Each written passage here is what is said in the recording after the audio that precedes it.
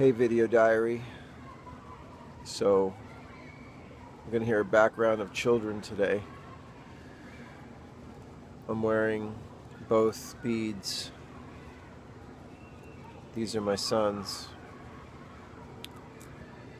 This is mine. I found mine in a garage sale when I was like 18 years old. And they're beautiful. They were like 50 cents or something. A few years later, I was on a unexpected meditation retreat, and the spiritual leader of Burma was holding them in his hands. Obviously, in his hands, or hopefully. It was a beautiful moment, and he asked if I wanted them to be blessed. And I said, sure. Not to be rude. And he said that they were empty, or his interpreter said they were empty. He felt them. He said, "Oh, they're empty. They're empty.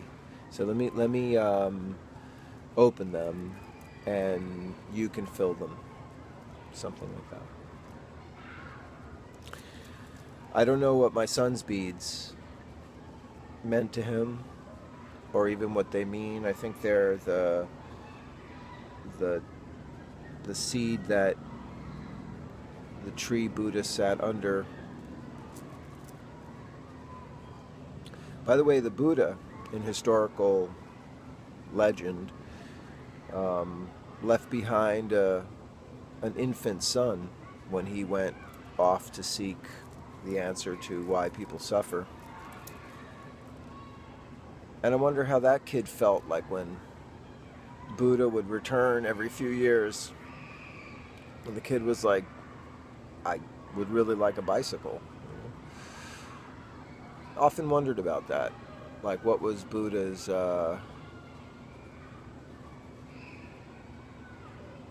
answer to why he didn't take care of his son? He was wealthy, evidently. But still. Anyway, we don't know how many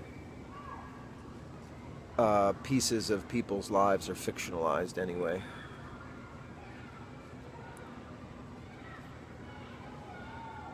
I have a background in meditation, and I studied Buddhism,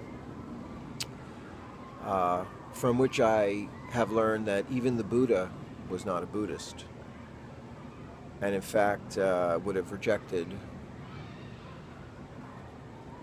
that idea categorically, as well as like pictures of himself and idealization, apotheosis, making him into a god, or even a person who's any higher than anybody else. We're all the same. I really like that. So,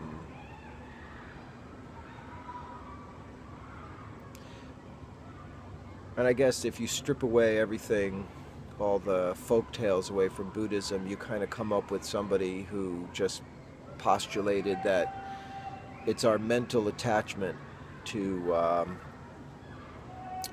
things and thoughts, life, to things, to thoughts, because these things are around me, but there's many things that aren't around me that I believe are there, and they're in here, and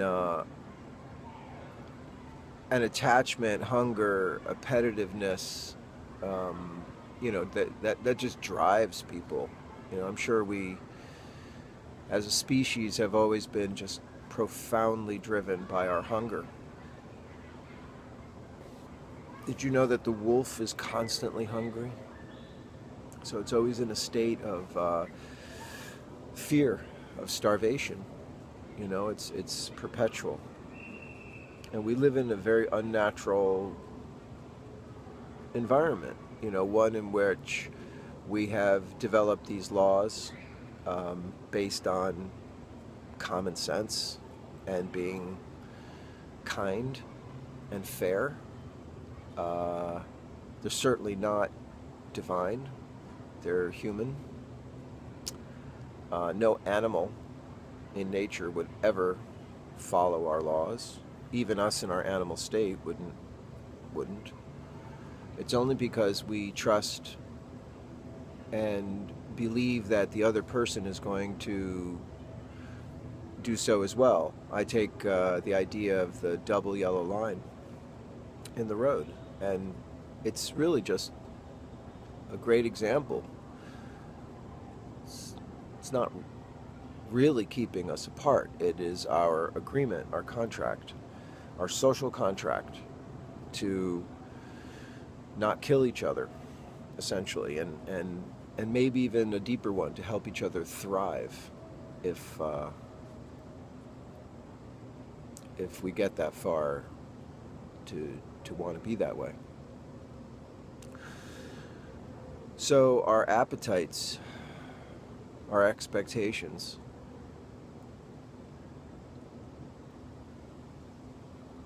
it's a big part of why I'm here today. And why am I doing this?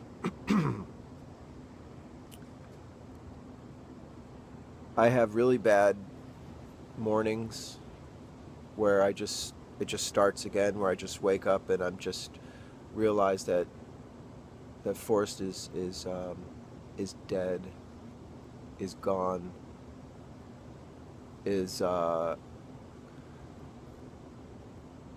those words, non-existent, and not, not playing in the band. So you can't hear him. And there, yes, honoring his memory and his legacy and his life and his personality and his spirit and all that stuff is, I'm not enjoying that. I'm not comforted by those things. At least not yet. I'm just largely pissed off that he didn't manage his inner appetite, and he joined the statistical bone heap of the people that have killed themselves. I hear those equivocations of he accidentally OD'd.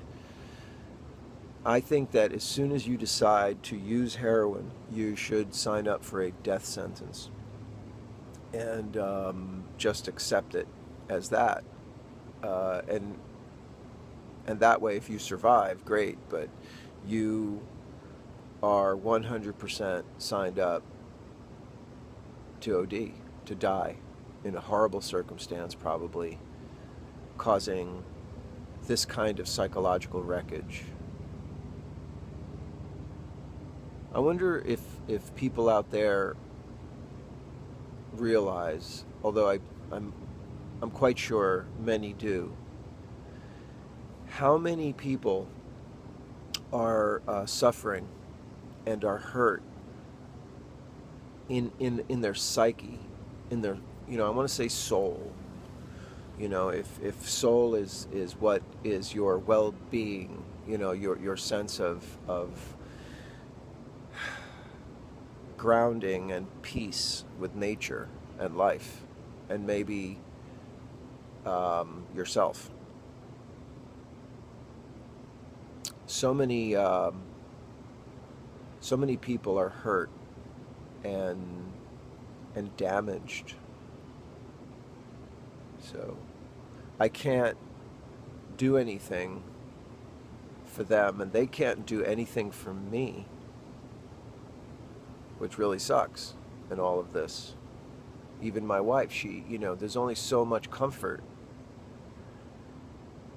And most other people, they're just back to normal, And they don't want to deal with this shit either. It's like, who would want to deal with this?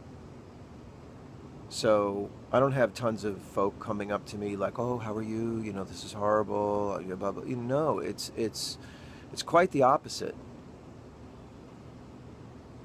It's uh, it's a distancing, and I don't know how other people are with this, but I hide my face.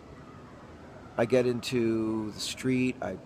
My face is down, and I try to remember to look around and be aware, but I'm I don't know, is that shame? Some deep, like hardcore failure mixed with shame, mixed with sorrow? I don't know. It's that I didn't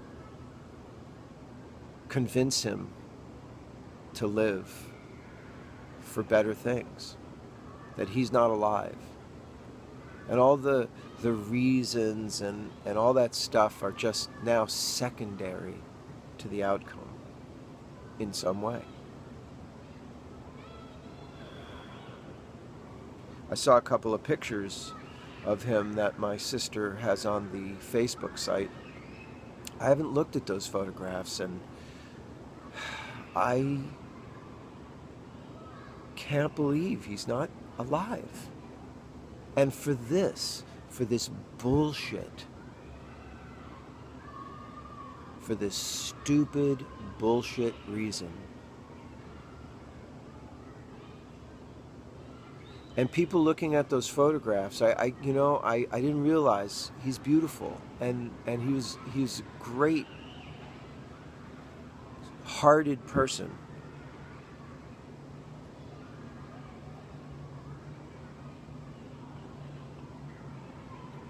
And I have to acknowledge that there's a forest that, he kept separate.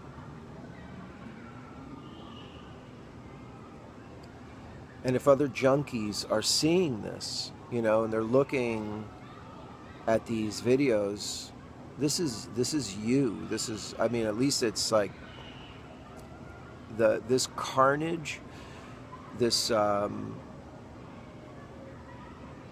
don't even know what you call it. When older people die, when you lose a pet, that's one thing. But this is different. There was 8 people killed in a terrorist attack right by my job by some total asshole, an idealistic, dogmatic asshole. And one of those people was 23. Nobody thinks they're going to die. And 5 of them are from Argentina. They were my age. They were here for their, high school graduation. They look like awesome dudes. A terrific guy from New Jersey. And a beautiful young mother of 2 from Belgium. I'm just like, man. And this fucking asshole, this piece of garbage, took their lives. So those people didn't think that they were going to die. Junkies don't probably think they're going to die. There was many terrorist attacks, but 64,000 people die of, drug overdose, most of them opioids. You're going to die. So I think you need to sign up for that. Sign up that you're going to kill yourself doing this stupid bullshit. And you're going to throw away a potentially amazing thing we call life. You get one shot.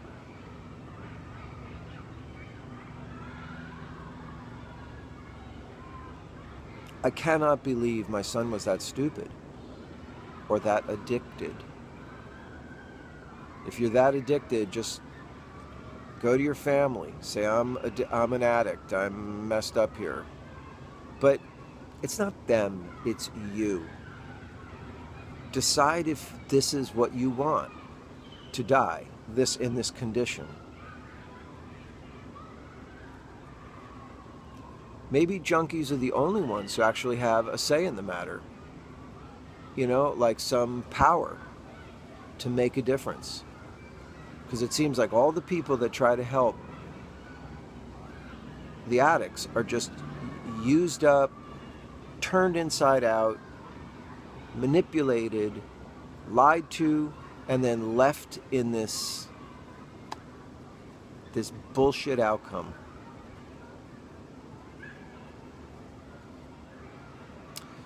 Pardon my French.